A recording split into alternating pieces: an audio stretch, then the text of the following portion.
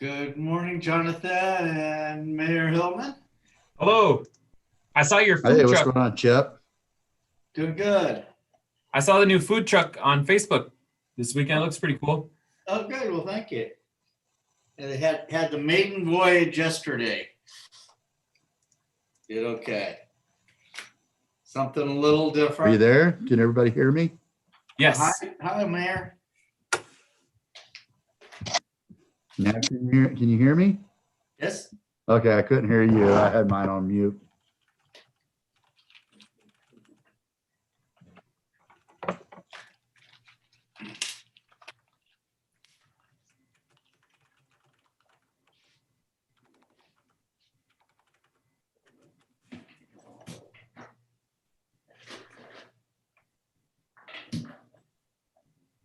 So I understand it's a little windy up there on the hills these days. And I think the next 3 days or so, it's supposed to be windy. Yeah.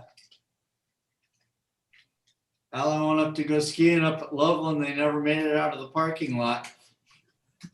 Oh, really? It says the wind's supposed to die down later today. Oh, yeah.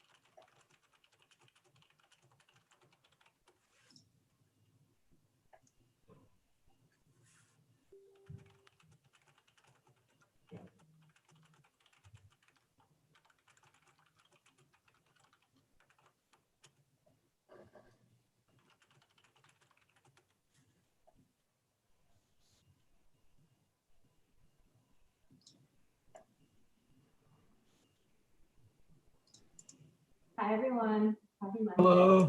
Hi, Alyssa. We're waiting for everybody to get on. I got a little game to play with you guys. What do I have behind me? What's my picture behind me? It's your rainbow to a pot of gold. You're close. It's not a rainbow. It's actually a moon bow. A moon. Whoa. Cool. It was a moon bow. Yeah, I was shot at like 10:30 at night. Really? Yeah. If you look closely at it, you can see there's actually stars in the background. See that? I've never heard of a moon star. I thought that might be something new for everybody. Yeah. Yeah, it seems like that could only have, well, a moon star, but I guess late at night in Alaska, maybe you could get a rainbow. Yeah, maybe. I don't know. But yeah, moon bows. Moon bow. Right.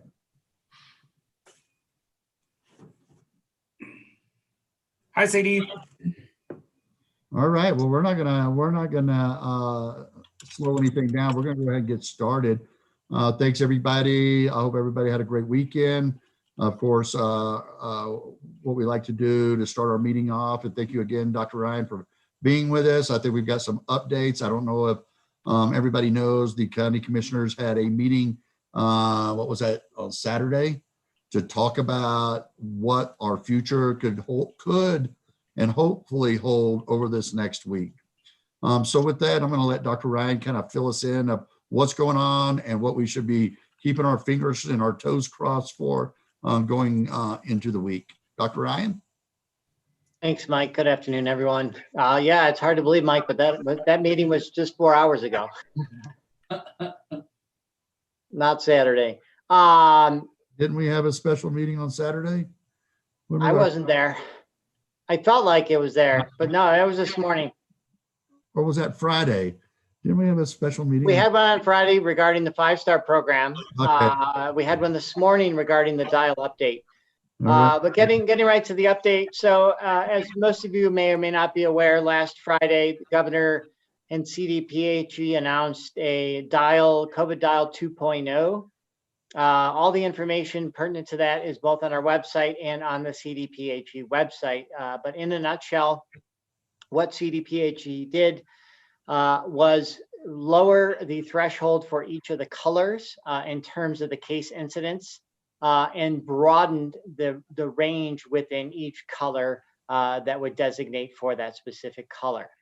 As far as it relates to businesses and what you're allowed to do under any color, that has not changed as of now. CDP is promising to have a COVID dial 3.0 probably sometime in mid-March. So I imagine we'll be having this conversation again in the 4 to 5 weeks, I would guess, based on that time frame. Right now, Clear Creek County, as most of you know, we just reinstated testing last week. It was the first time in 3 weeks that we've had community-wide testing in Clear Creek County. A total of 19 individuals were tested. CDPHE and their rollout on Friday with the changes going into effect on Saturday, a couple days ago, Clear Creek County did not move in its color designation from orange. It's remaining in orange. CDPHE wanted a little more data from our community-wide test site.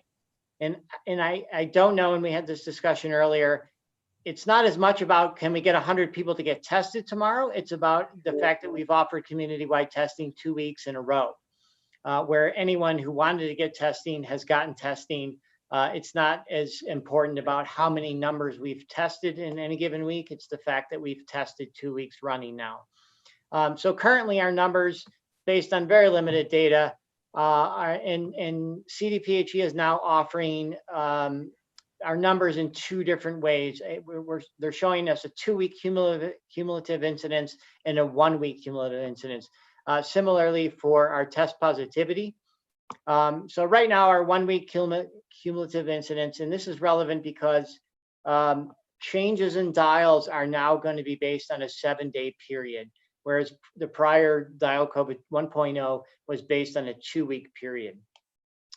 So the potential is to move to a lower and unfortunately higher level can happen within a week's period. I know from I'm just based on what I've listened to over the last 6 months, that is less favorable from a business perspective. Moving one direction or another every week is less favorable than to have some consistency and have us in a color designation for more than potentially 1 week at a time. So our numbers currently as they stand, our 1-week incidence is 661 per 100,000, which puts us basically in level blue. And our test positivity rate is at 2.45, which also puts us in blue. Our 2-week incident is 112 or 113 per 100,000, which puts us in yellow, and our test positivity rate is at 2% which is in Protect Our Neighbor for the 2-week numbers. So hopefully we'll have some insight on what next week will look like, or starting potentially this Saturday will look like for Clear Creek County. If I was in your shoes, sitting across the Zoom from me, and you're a business owner, I would plan to be moving to yellow coming in by the end of the week, Friday or Saturday of this week. It's unlikely that regardless if our numbers were 0 per 100,000 and our test positivity rate was 0, CDPHE is not going to move us from what is now orange down past below yellow, probably in one fell swoop. What is more likely to happen is CDPHE moves us to yellow on Friday or Saturday, and then subsequently a week later, we might move to the next color down, depending, of course, on what our test numbers are across the county. So that's where it stands right now. I'm hoping to get as much advance notice of that move so that I can inform you all so that you can plan accordingly. But again, if I was in your shoes, I would plan to be moving to yellow on Friday or Saturday of this week. Once I get that official word, I'm happy, and obviously we'll share that as soon as we get it with you all so that you can make plans more effectively than just not knowing altogether. That's it for that. Any questions on that so far? Anybody have any questions?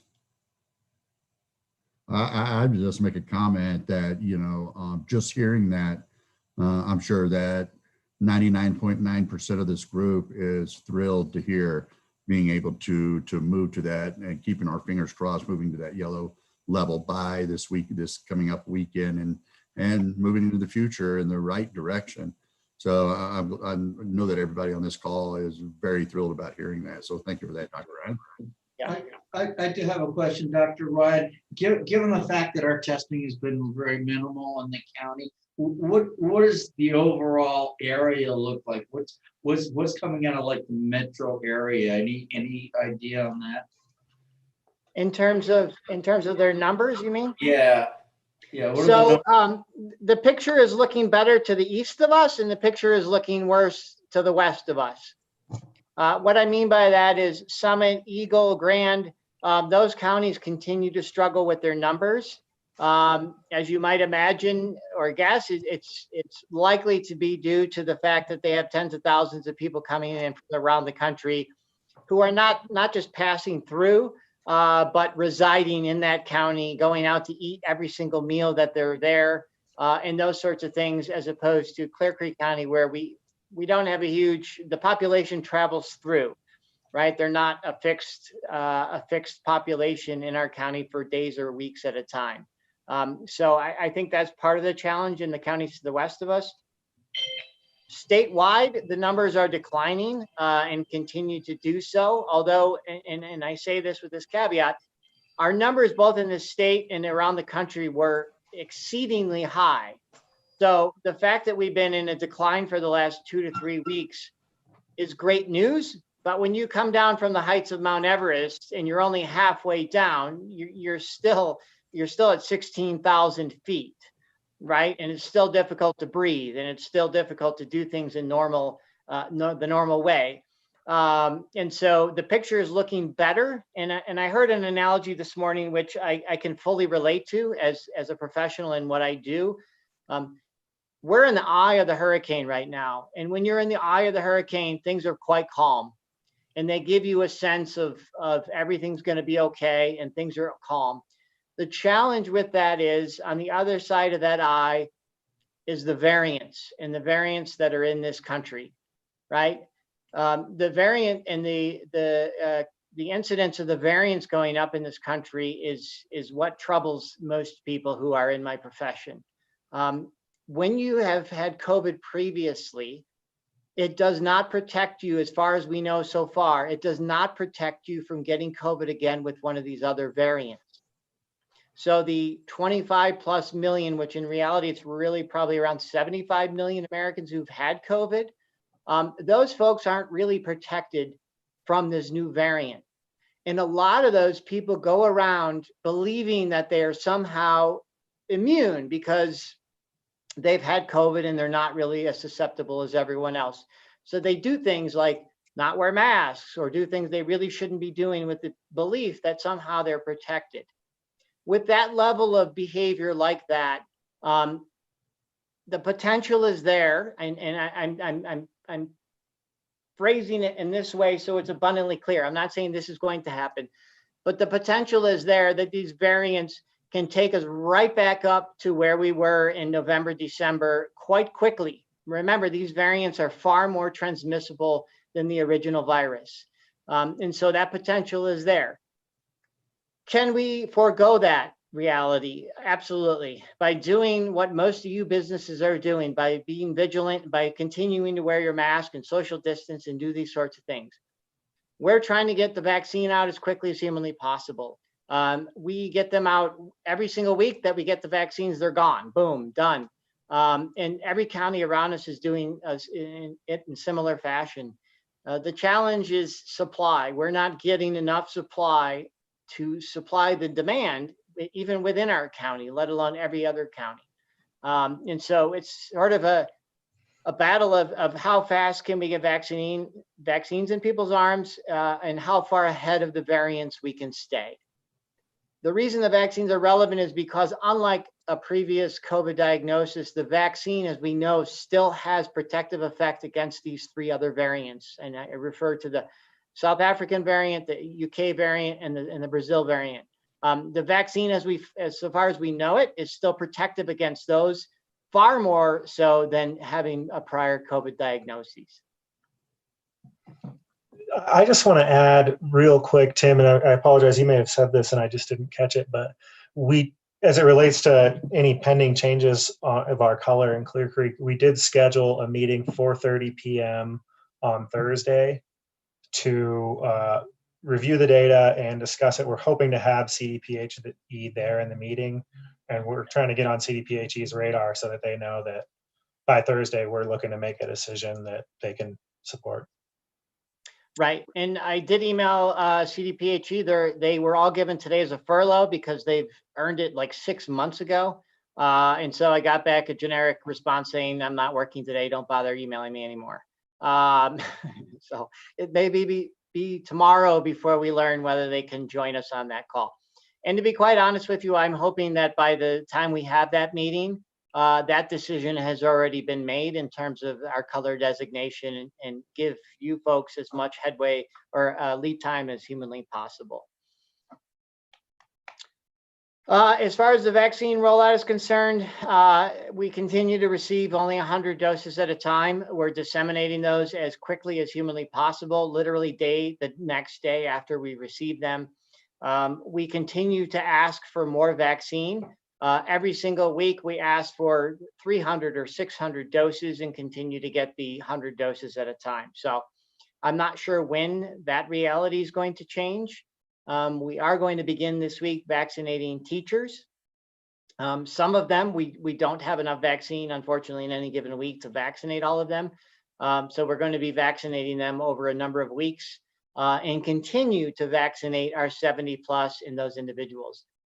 As all of you may be aware, and I'm only telling you this to give you a sense of some of the challenges, logistical challenges behind this.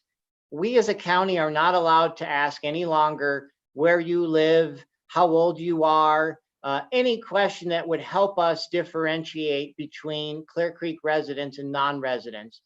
And the only reason we want to collect that data from public health perspective is not to discriminate against you because you live in Grand County, but because we want to understand how much of our actual population we're vaccinating on any given week, as opposed to someone from Summit or Grand or Larimer or wherever they might come from. And so, but we're not allowed to ask that anymore. The governor has, I don't know what the politically correct word is. We're not allowed to ask that anymore. And so we don't know what our denominator is, right? We have many folks coming from Jefferson County because they realize that it's going to be quite a long time for them to get a vaccine in Jefferson County. So they're coming now and seeking out a vaccine in Clear Creek County, just as an example. And not all of them are from Jefferson County, but that's the reality on the ground. So we're getting 100 doses every week or every other week, and we have now more than 1,000 individuals on the list or have inquired as to whether and when they can get the vaccine. We're going to be having a town hall this Thursday, where we're our monthly virtual town hall, which I encourage all of you to come, and answering questions, but also providing individuals with some guidance around what does it mean to fill out the Google form. No matter what we say, it seems like people hear whatever they want. So when we say something, they hear, oh, I'm on the list and I should be next in line. And then I'm going to email you and call you 100 times to find out why I haven't got my vaccine yet. We're putting an end to that. We don't have the bandwidth or the time, for that matter, to call or respond to the emails that we get about why they haven't gotten vaccinated yet. We need to do our job, and that's just detracting us from doing our job. So fill out the form and show us your interest and inquiry into getting vaccinated. And we'll get to you as soon as we quickly and possibly can. Any questions other than when you're going to get vaccinated? Right. Do we have any other questions that we need to get some clarification or direction from Dr. Ryan? And as a group, as a collective group, and I know this now from experience, anytime the governor says he's including another group now, when you hear the governor say, we're now including restaurant workers or shopkeepers or whomever, that doesn't mean you're getting vaccinated tomorrow. It means the governor is trying to win political points and he's giving you the impression that somehow he's upped you to the top of the list. But the reality is there's going to be many people who've already been on the list and have been waiting, and we're trying to get them inoculated 100 at a time. So just because he says so, it doesn't make it so. I live in the world of reality. He lives in the world of political theater and political fantasy. So when you all live in my world in terms of getting vaccinated, and that's when you're going to get vaccinated. As soon as I have the vaccines to vaccinate you, I will vaccinate every single one of you who wants it and all of your staff. Right. Anything else from Dr. Ryan? Again, thanks, Dr. Ryan, for coming on and giving us the updates and giving us some kind of hope moving into the future that some things are going to be going hard direction. We're going to do everything we can to keep that going. Yeah, I will, and my team will do everything we can to continue to move things in your direction. And as I said from the very first day I started here, I am not narrowly focused on just health. I am trying to balance human health and the economics of our community. It's an impossible balancing act, but one for which I am taking pride in what we've been doing so far. It's not perfect, but it is better than the alternative. And it's a balance act between those two. It is not a single focus, just for clarity, on human health. It is a balance between the economics of our community and human health. When one goes down the tube, so does the other. And I realized that from the very first day I started, and will always be as transparent and honest and forthright with all of you as I possibly can, and will provide you with as up-to-date information as I have and I'm able to share. Marcel, did you have a question? Yeah, I'm sorry, Dr. Ryan, to make you repeat yourself. I'm kind of been in and out of the following the conversation, but I mean, apparently the whole state is moving down levels, but we are not, for obvious reasons. Is there any indication of when we're going to have bar seating back? I know this is kind of a personally motivated question, but I just kind of want to know if we do get moved down to yellow, is that where we can start opening up bar seating? The short answer, well, first and foremost, I'd like to correct the record. All of our western neighbors have not moved. They're all in orange. Summit, Grand, Eagle, those counties have not moved either. So the whole state has not moved. And I cannot explain the rationale completely behind CDPHE's decision, or any of their decisions for that matter. So in yellow, it is my understanding that bars as an independent and standalone are not open in yellow. It would not be until down in blue where we would achieve that. But if our numbers hold from our last week, in the coming weeks, if our numbers hold, to answer your question, we can anticipate moving to yellow this next week, and then potentially down to blue the subsequent week if our numbers hold. So, and that timeline, it would be 2 weeks. But again, I don't have a crystal ball. I don't know what our numbers are going to look like in 2 weeks. I know that if we continue to follow the trend that we've been doing, both statewide and within our county, although we've had limited data in our county for the last 3 weeks, then it's a potential possibility within the very near term to reach that. Okay, I appreciate it. Thank you.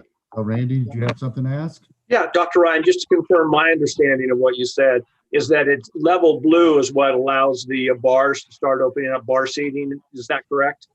Yeah, Randy, I would have to really double check that on the CD. It's been a while since I've revisited all of the parameters around each of the different colors. It's speaking of rainbows. So I would have to look at that. You can look yourself at the CDPHE website on the COVID dial restrictions. It specifies each of the different restaurant, bar, gym, et cetera, and it will give you the details around that. Okay, got it. Thanks. Thanks, Randy. Okay, last chance group for questions to Dr. Ryan. All right, thank you, Dr. Ryan. I think this was good news for all of us to hear. We're going to keep our fingers and our toes crossed moving, day to day throughout the week, and hope to hear some good news on that Thursday evening or Thursday afternoon meeting. So, yeah, right. Likewise. And one other thing I'd like to add before I go is that you all as business owners, you should, to Marcel's point, you should be thinking about in 2 weeks, are you going to be ready to be at the blue level? Right? And are you going to be able to accommodate those sorts of folks and keep them safe? Are you going to be able to protect your employees until we can get you guys vaccinated? There's still the potential is fairly great. So are you as a business owner going to be able to protect your employees, but also the patrons? Because if you're not, I would ask that each of you businesses, you only open to the ability that you can do that, regardless of a dial color, right? If you can't open at 50% safely, then don't. Open to whatever level you can safely operate at, and don't open beyond your capabilities, because the one thing that's going to shut all of this down as quick as possible is an outbreak either at your place of business and or our county numbers go up. And the more open, the reality is the more we open to 50% and 75%, and you now allow 300 people in your establishment, and in addition to your 50 or 60 staff, that's where the opportunity and the potential significantly rises to begin to see our numbers climb. So I would ask all of you to do everything that you can, and you've all been doing an absolutely fantastic job, and continue to do that and really start to think about, so you don't have to do it overnight. How do you implement those changes going from 25% to 50% or 50% to 75%, or just a jump up in your total number capacity? Because that's on you guys to do that and to think about those sorts of things. We can help you in providing guidance if you have specific questions or you want us to come by and look at what you're doing. We do have some bandwidth in that realm, and we can help you, but the more you give us a heads up of that need, the more we can accommodate that need. Okay. Andy? Dr. Ryan, you may know this, but I know you typically give your comments at the beginning and then may have to leave, but the direction this group is going right now is that we're going to continue the setup on Minor Street, where we have the north parking stalls blocked off in some areas as requested by businesses. So we try to maximize outdoor space even in the cold. Mm-hmm. And we'll probably continue that into early May. And then after talking with a group last week about this, we'll start breaking that down, removing the Jersey barriers, and then transform into the downtown marketplace like we did last summer. So that is the direction we're headed as a group. The downtown marketplace was very successful last year, very well received, promotes a lot of outdoor dining, and so that's our thinking. And I just wanted you to know that, because I know sometimes we assume people have heard things and they may not when they're really busy, and we just wanted you to know that's kind of what we're thinking, and we'll continue to seek your guidance and your staff as we move forward. I appreciate that, Andrew. Yeah, I did know that. I fully encourage that. I loved, particularly in the summer, a town like Idaho Springs, having that walkway is huge. It really, in my opinion, as a patron, I enjoy it. I'm more likely to go into a store. I'm not likely to get hit by a car and that sort of thinking. I'd also let you know that those outdoor numbers, whoever you have outside in the igloo or in the warmer months on the benches outside, I don't see that as counting towards your inside numbers. So when we get to the 50% occupancy, those folks outside are irrelevant in terms of calculating that number. So I would encourage the more outside seating, whether it's in an igloo or an ice house or on a bench outside. I strongly encourage that over bringing more and more people inside. But I sort of see those two as separate, right? The people inside are eating inside, and that's one group, and the people outside are not included in your total capacity for the inside dining. Does that make sense, everyone?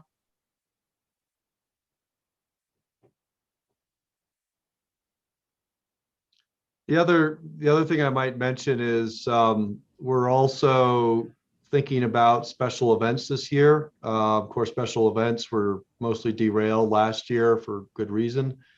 But we're trying to figure out how we can best handle special event requests this year, which we're already receiving. So we are meeting with staff tomorrow, the City Hall staff tomorrow, to talk about this. We will be seeking advice from public health about how we should handle these. We'll actually probably ask public health to review our applications when they're submitted. Normally we have a review process for those with police and public works, and we're probably going to add public health to that, but we'll be, I just want everybody in the group to know that we are thinking about that. We are getting requests. We don't want to preclude special events, but we want to be thoughtful about how we handle special event requests and the impacts in the coming year. So just thought I'd mention that, be thinking about that, and we'll be hearing more. Thanks, Andrew. I've already started reviewing some of them, the ones that are established year after year after year, some of the running events, and the crazy people that do those sorts of things, the biking events that are annual events. We've already started going over their protocol and what they're planning to do.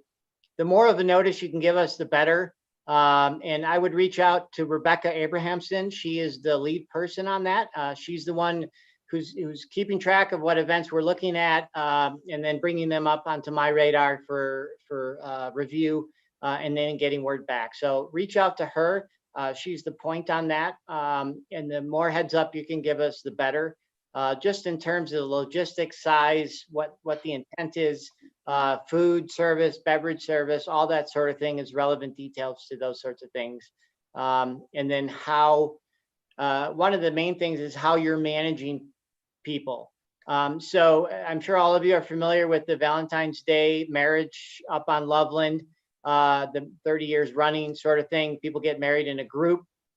We worked with Loveland to make sure that that was kept as safe as humanly possible, but still maintaining that tradition and still maintaining the importance of those sorts of events. And they're critical, and we're sensitive to that, and we're more than willing to help in any way that we can to help make sure they're as safe as possible.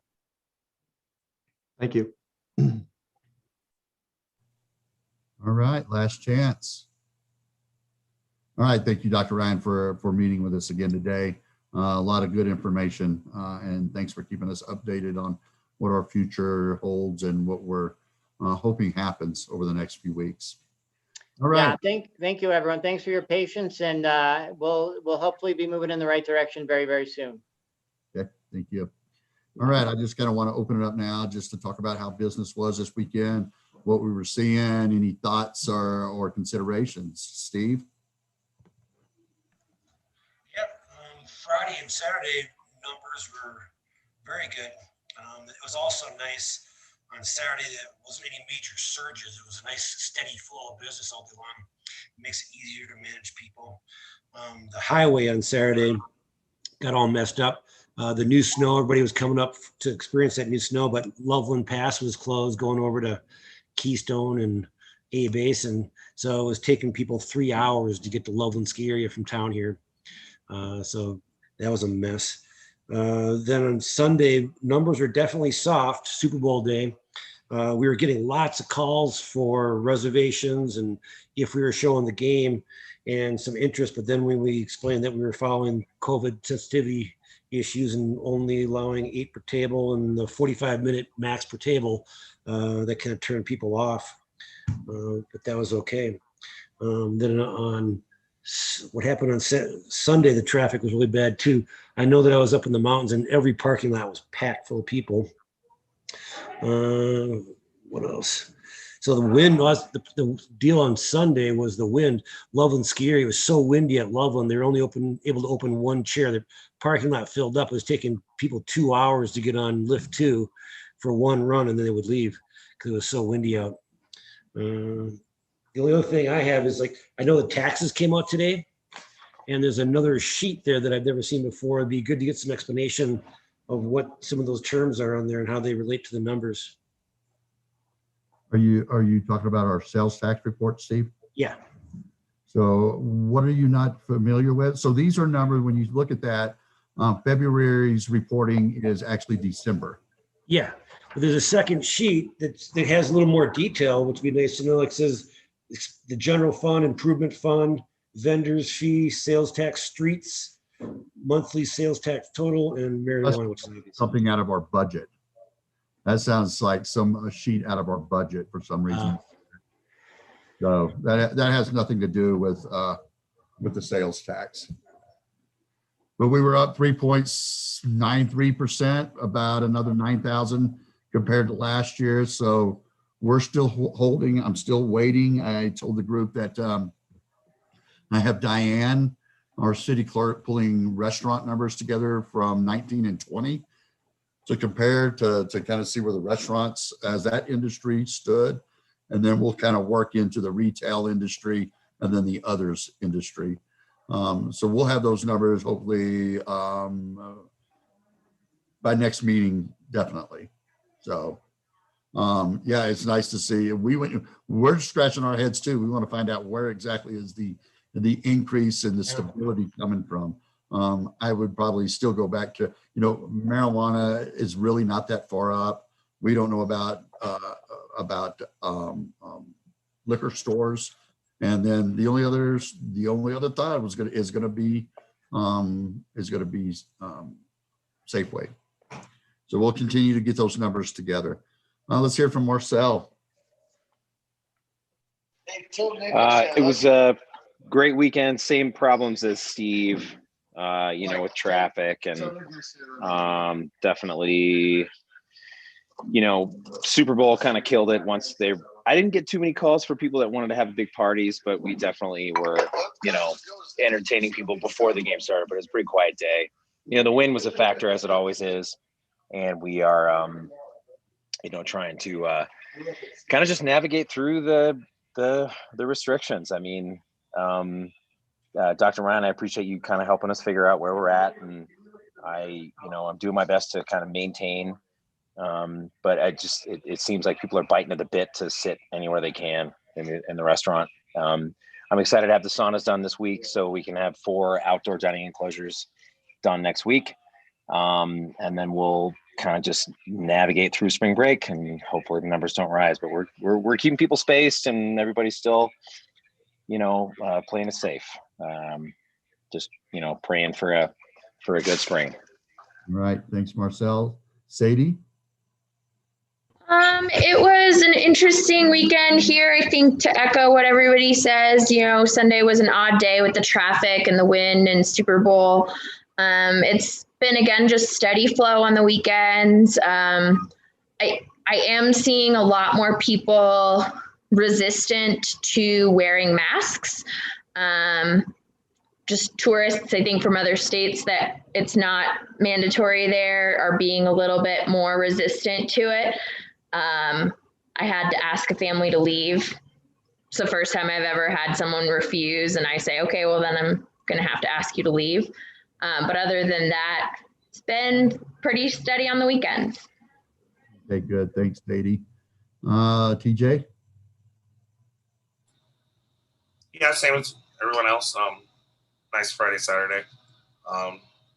Sunday was dead for us, but I got to sit and watch the Super Bowl for the first time in I don't know how many years. So it was a complete loss. And that is a shame. The only person that ran good numbers on Sunday was Tom Brady.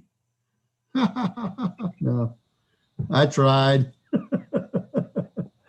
All right, George likes it. As the only Chiefs fan in this group, I am not happy. Oh, you're a Chiefs fan?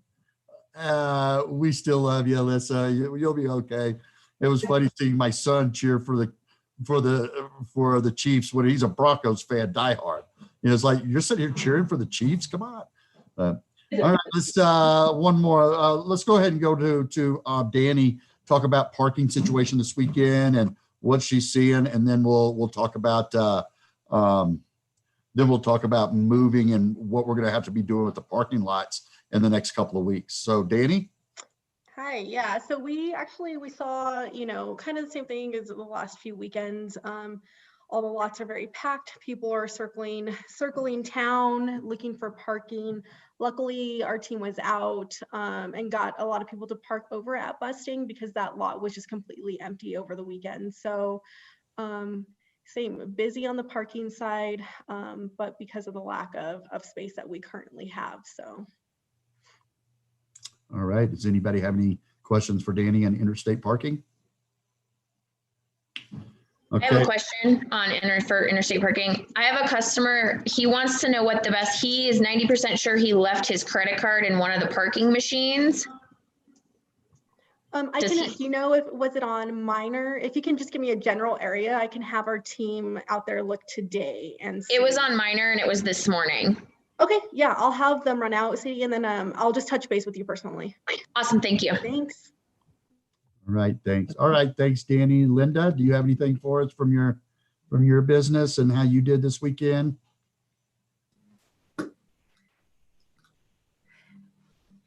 I'm so sorry. Yes, it was just a little slower this weekend. I don't think there was anything major. I was kind of thinking about the whole CDOT situation in the parking lot. Is that, and I'm sure you'll have an update on that. I was just kind of wondering can we get any help from them because of everything they're putting our town through and not having all of our parking spots open? The simple answer to that is no. I've tried. Maybe a parking garage or whatever project we have coming up, but no, okay. I even put a bug in because just to let you know, Graham they had a $1.4 million no excuse bonus. So they missed that. They don't get that 1.4. Not this Monday. It might've been 2 Mondays ago, actually started LDs, liquidated damages. So now Graham's actually gonna have to pay CDOT. And of course, I'll do anything. I ask in a meeting with the 20 CDOT representatives, can you share some of that with our downtown businesses? Because that's affected. And of course, I knew what the answer was going to be. They can't do that. So Okay. I tried, believe me. Thank you for trying. Absolutely. Yeah, I don't really have anything else for today. We are having a meeting. The city's having a meeting with Jeff Hampton. Is that tomorrow or the next day, Andy? Tomorrow. This is going to talk about, we want to keep up with the schedule of getting these parking lots done. You know, we want to know. I got an email or a text, I'd have to pull it up, but he said, by the end of the month.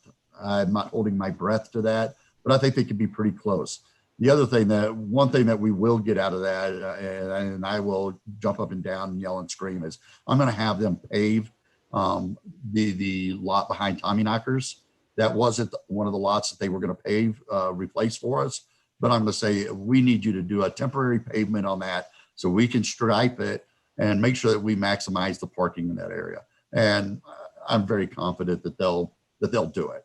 So they'll do a little something for us. Something. I'm hoping, Linda, I'm hoping by the second week of March, when spring break really kicks in, that all that will be done, repaved, striped, and we're 100% behind our businesses to accommodate everybody. Yeah, well, thanks for dealing with it all. Yeah, it's and I will tell you right now that CDOT and Graham are fighting it out. They can't. They're at the point that they can't even ask favors from each other. We were going to ask Graham for a few more barriers that we could just pull off our parking lot and use them. And CDOT said, "There's no way. We don't even want to go to them and talk to them." So, all right. Let's see. Real quick, we're going to talk about the 5-star program. With the way things are moving, and we hope they continue to move, we're not as under a critical state right now. I believe that and I know that the county commissioners and Alyssa and everybody's been talking about how, or if it even makes sense to implement and submit to the state. So we have a layer of protection if we start going the the other way. I don't believe that they've come up with a final of what they want to do. Can you help me out a little bit with that, Alyssa? Yeah, I had a meeting with the state actually last Thursday, I believe. And it's the first time I was actually able to ask them direct questions. I've been trying for weeks. I got some clarity on a good bit of information. Number one, we can submit an application if our numbers are going up. So I think that alleviates some of the concern that some of the business owners had in that if our numbers do start to get worse, we can still submit an application. The other point of question that we had was around the $50,000 grant. And this is something we need to figure out internally. In order to receive the grant, we have to have a 100% match. So if we apply for $50,000, we have to be able to commit $50,000 to it. It cannot be money that's taken from public health or from mitigating the spread. So at the moment, CARES dollars cannot be used for it, but we potentially could make a request for them to be used. So if anyone else has any other questions, I'm more than happy to submit them to my contacts that I now have. They are now on my most frequented email list. So if you have questions, feel free to reach out. I think you're right, Mike, in what you said. No further action has been taken at the moment.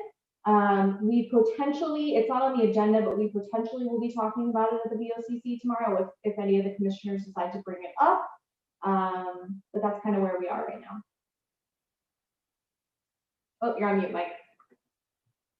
I hate that mute thing.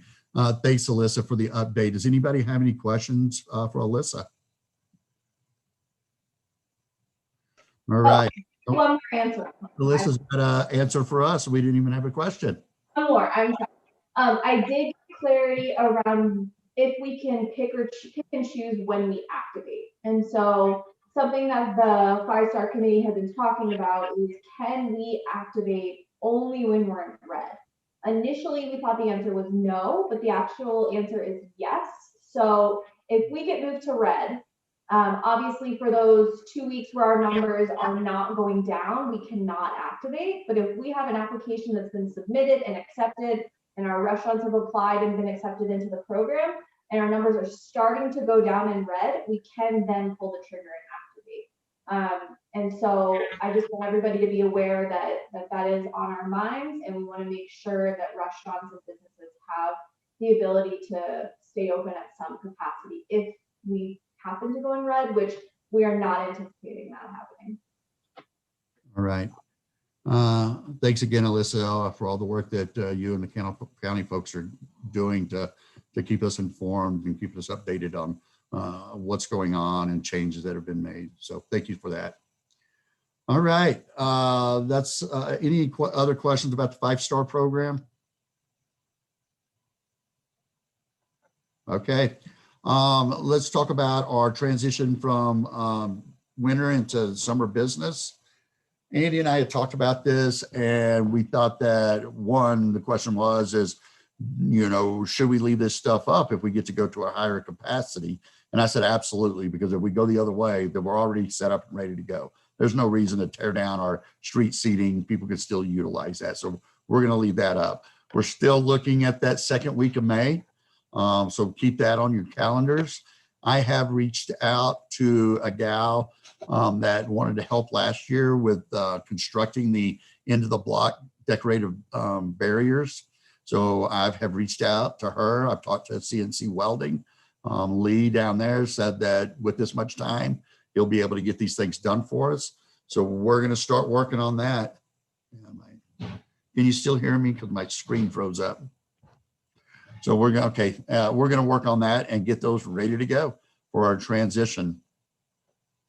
With that, there was a comment made on the special meeting from the county commissioners that, and I don't really care, but Commissioner Wheelock said he went into a couple of restaurants this weekend and saw that they were obviously over capacity. So, those kind of things are the things that could hurt us moving into the future. So I would just suggest, and I know we all try it may happen, but I'm just hoping that we don't have businesses out there just thumbing their nose at the county and our where we are with our public health direction and just kind of doing their own thing. So I'm hoping it's not anybody on this group, because that means it was in Idaho Springs. And I don't want to hear that. So I'm not going to ask Randy who it was. It is what it is. Hopefully we can just move forward and that won't be an issue. And you know, my personal business, what I've always said is me going from 25 to 50% capacity doesn't change. The only thing that changes, I won't be able to add any more tables because of my distances between tables. All that will be is my 10 tables now can be completely full instead of only 2 people at each table or that ratio. So, you know, some of our smaller business, it's going to be very easy to roll out the yellow without making any changes. It'll be more, you know, more work on the larger businesses that's going to have to do some different things. All right, let's do our round table. Open up for questions or ideas. Did I hear that correctly, where we might be in blue in 2 weeks? Is that a possibility? I know that's weird to talk about the future. Yeah, that is what Dr. Ryan said. You know? Okay. All right. So, and that would be when we get our bar seating back, because that's going to be when we go for my business. That's because I can't add any more seats in my restaurant with the same as you, Mike. So, you know, really until I get bar seating, that's not going to be a thing. Did anybody go look at that blue level to make sure that the bar seating could open back up? Because I know the question was asked, but Dr. Ryan was not familiar with the potential changes to that. So I don't know if anybody's looked at that.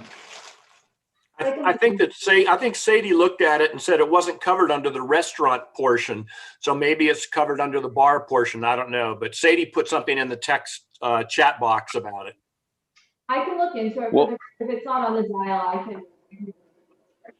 I'll email it to you, Mike, and then you can email it out to the group if you want. Right, if it's not on the dial, how do we feel about it as a community? I mean, if it's something that's not specifically talked about, is that something that we as Clear Creek County feel like we should restrict or allow, you know, given the, you know, spacing restrictions? Because the way I understand it is, as long as I don't have a bartender directly in front of that guest, you know, like a service well, then they're still spaced. And that, you know, in my opinion, I think if we use logic, if I'm using a bar as a service area without putting anyone in danger, that's what I'd like to be able to do. So is that something that we can decide as a county today on this call, please? I think that has to, we probably need to research the requirement. So I can see you having, so you're saying you have an 8 top walk-in, Marcel, can you seat those 8 people together at the bar and then space that the next group of 2, you have 2 top coming Yeah, in. no. I'm not doing any 8 tops at the bar. This is for one-offs. Yeah, this is for the one people. People sitting there and they want to drink and get an appetizer. Are you saying that 6 feet from them that you would have the next people, you would have that distance between? Exactly. Yeah. I think we need to probably get that clarified. Using it for food, I believe that you're able to do it right now. I'll need to double check and make sure I'm reading this right, because it's not on the dial graphic, but it is on the CCHE website. It says only allow bar seating options if the bar is not being used for bar service. If there's a clear designated and separate section of the bar that's not being used for bar service. So if you're using it for food, I believe you can do it. And again, I'll need to double check because this isn't my area of expertise.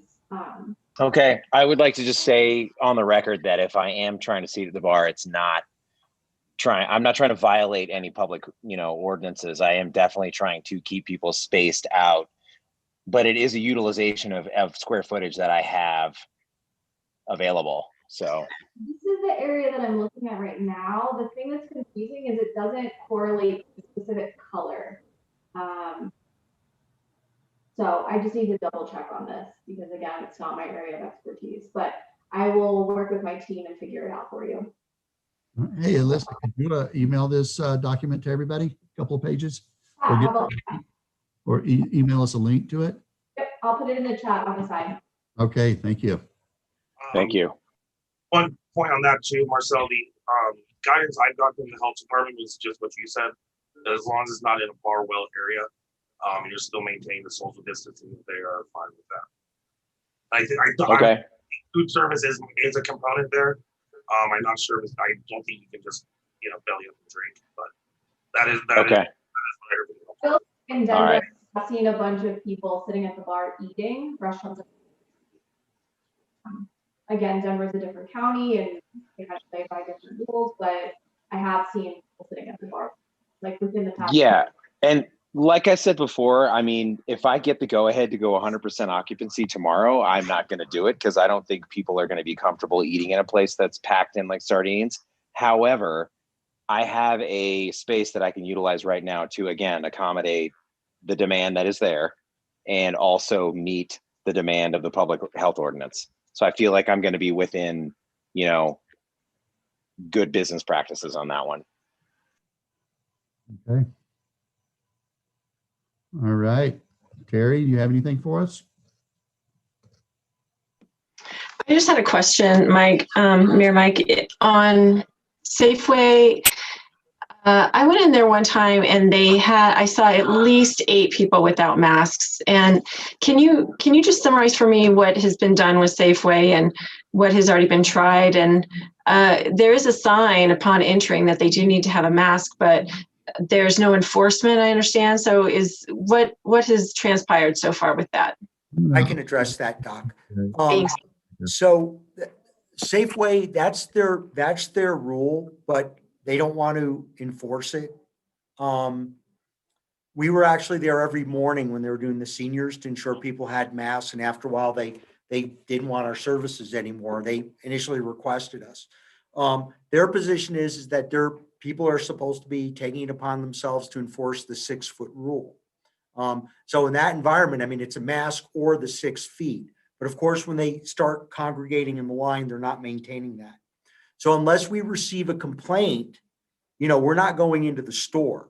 But like all businesses, other than we do random checks, code enforcement, but like all other businesses, if they ask them to put on a mask and they refuse, then we threaten them with summons for criminal trespass. So the bottom line is we're dependent on people to call us when people are violating the public health ordinance. At any given time, there's only 2 of us on. Much of the time, there's only 1 officer on if somebody's at the jail or at the hospital. So that's where we're at. If we were to start a campaign, if you see it, call it in, it would make it a little bit easier for us. Quite frankly, I mean, we're really limited on where we can be at all times, essentially. When we do get a complaint, we investigate it immediately. So we're most effective when the community works with us. Yeah, and I've heard from a few employees over there trying to man it at the front door and asking people. And there was times that it got into almost a fight situation. The employee just said, you know what, I don't get, that's above my pay grade. I'm not fighting somebody over this, and they just let them go. So we have had some instances that has been reported, or I've had employees there stop me inside saying this happened and I can't do this anymore. And what do we do? And yeah, especially with a business like that probably traffics more people in and out of there than any business in our community. So yeah, it's a tough nut to crack, and we have to have some participation from the business owner. But I know that they've been in situations that it was not pretty. And, unfortunately we hear on the TV that some things have really gone south with people asking people to put masks on or leave, and it's turned into a criminal situation, and that's not good either. Is the 303-567-4291, is that correct non-urgent number for Idaho Springs Police Department? Yeah, the phone is staffed. The phone is staffed when there are civilians there. So, after 4:00 in the afternoon, you may not get anybody unless the patrol officer is in there. So the non-emergency number for dispatch is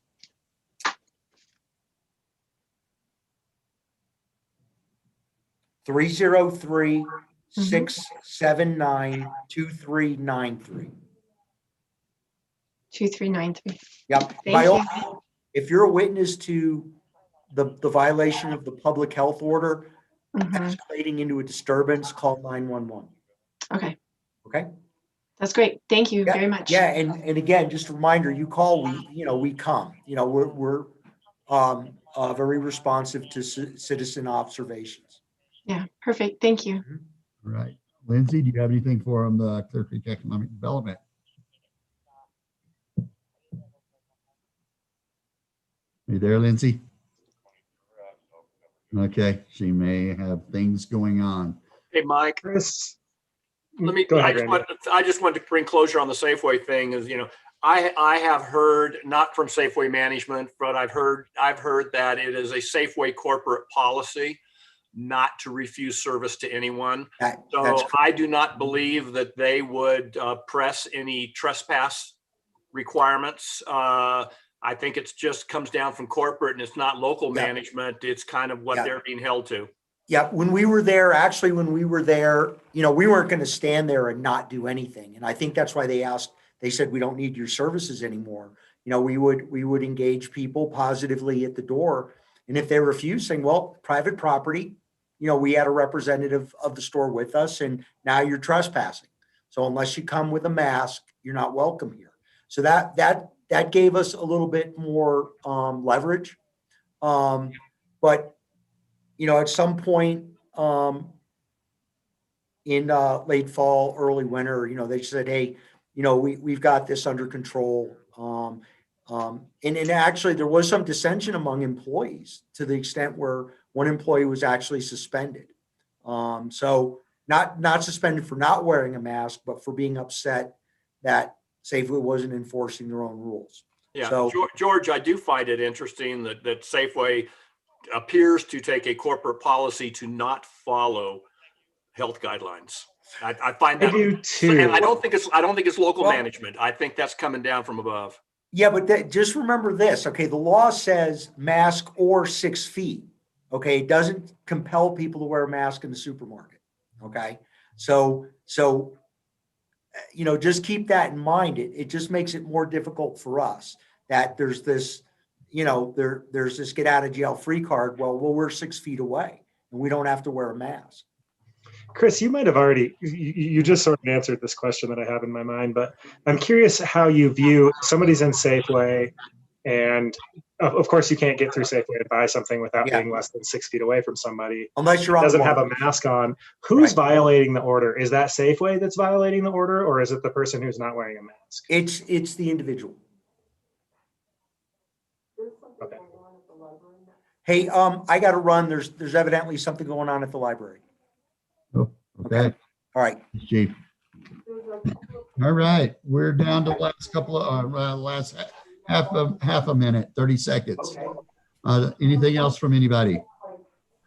I just wonder with the Safeway situation, it sounds like we don't have a lot of control over the corporate decisions, but we do have our own local people working here, and food is essential. So I'm wondering when those vaccines, when we start getting more, I don't know how much control we have over who gets what first, but if we've got grocery workers working for a corporation that is not enforcing the mask rule, I think we might need to consider vaccinating those people a little quicker than where they are now.